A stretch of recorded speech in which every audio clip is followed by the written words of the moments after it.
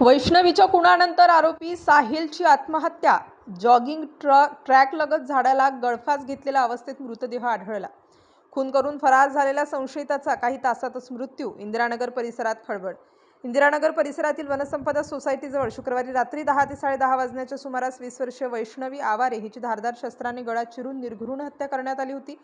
या प्रकरणातील संशयित आरोपी साहिल अशोक लाव्हारे हा घटना घडल्यानंतर फरार झाला होता. त्याचा शोध इंदिरानगर पोलीस घेत असतानाच धक्कादायक घडामोड समोर आली. मध्यरात्री सुमारे 2 ते 3 वाजण्याच्या दरम्यान इंदिरानगर परिसरातील अशोक हॉस्पिटल समोरील जॉगिंग ट्रॅकलगत एका झाडाला फाशी घेतलेल्या अवस्थेत साहिल अशोक लव्हारे याचा मृतदेह आढळून आला. खून करून पसार झालेल्या संशयिताचा काही तासातच मृतदेह सापडल्याने परिसरात मोठी खळबळ उडाली आहे.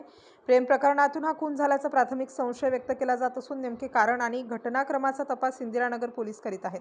आरोपीने आत्महत्या केली की अन्य काही वेगळं कारण आहे याचाही पोलीस तपास करत आहेत. स्टार न्यूजसाठी मोहसिन पठाण, नाशिक.